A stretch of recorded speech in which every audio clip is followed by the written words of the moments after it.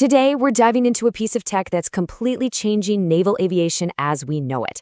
It's quieter, way more efficient, and unbelievably powerful. We're talking about the future of the flight deck. So let's just start with a question that sounds like it's straight out of science fiction, right? How in the world do you launch a 40-ton jet from a moving runway and get it to takeoff speed in less than 3 seconds?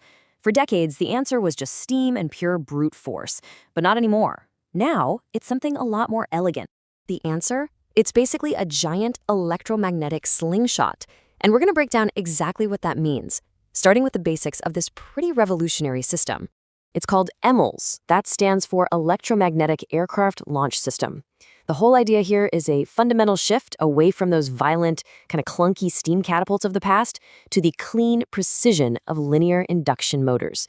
So think less sledgehammer and more surgical instrument.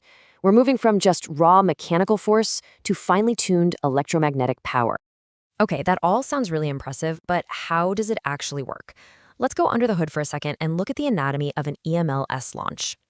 It all happens in 3 really critical steps. First, the system sucks in a massive amount of electricity from the ship's grid and stores it in these huge energy banks. Think giant flywheels or capacitors.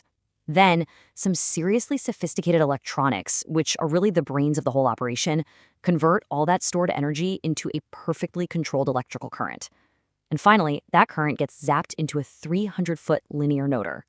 This creates a powerful, and this is the important part, a smooth magnetic field that just glides the aircraft down the deck and into the sky. And just to give you a sense of the scale we're talking about, each one of those launches eats up to 100 megawatts of power. That is enough energy to power a small city, even if just for a moment, all focused on getting one single plane off the deck. And maybe the most amazing part, after that colossal power dump, the entire system is fully recharged and ready to do it all over again in just 45 seconds. That kind of rapid-fire capability is absolutely essential for keeping up the pace on what is easily the busiest and most dangerous runway in the world. So the how is obviously impressive, but the why they switched, is where things get really, really interesting. The move to EMALS isn't just some small upgrade. It's a quiet revolution for naval aviation. Just look at this comparison. On one side, you've got steam. It's a brute force system, it's famously a headache to maintain, and it needs a big crew to run it. But on the other side, EMALS gives you incredible control, it's way easier to maintain, it needs fewer sailors, and, this is critical, it can launch everything from tiny, lightweight drones to massive, heavy fighters. Now, if there is one number that tells the whole story, this is it. A steam catapult wastes about 95% of its energy. It's just incredibly inefficient. Most of it just becomes heat and excess steam. EMALS, on the other hand, is a staggering 90% efficient. Pretty much every bit of energy it draws goes directly into launching that aircraft. And that precision has these huge ripple effects. The smoother launch is way gentler on the aircraft, which means they don't get beat up as much. That extends their lifespan and saves millions in maintenance costs.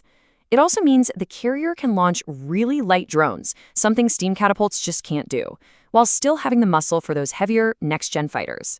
It even makes the flight deck a much quieter and safer place for the crew to work. And hey, this isn't just some theoretical advantage on a PowerPoint slide. EMALS is already out there, deployed, and changing the strategic landscape. Let's take a look at where this technology is operating right now. The journey really got started around 2015, with the very first installation on the U.S. Navy's newest carrier, the USS Gerald R. Ford.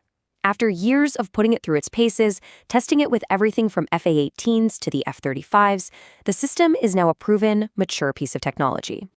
And this tech is no longer an exclusive club. Other naval powers have been watching closely. Nations like China are now working hard to develop and integrate their own versions of these electromagnetic launch systems onto their new aircraft carriers. This really shows you how one technological leap can kick off a whole new chapter in naval competition. Which brings us to our final thought here. The ability to launch more kinds of aircraft more efficiently, with less wear and tear, that is a massive strategic advantage. So as this technology spreads and becomes the new gold standard for aircraft carriers around the world, the question we're left with is this: what does this shift from steam to electromagnetism truly mean for the future of global naval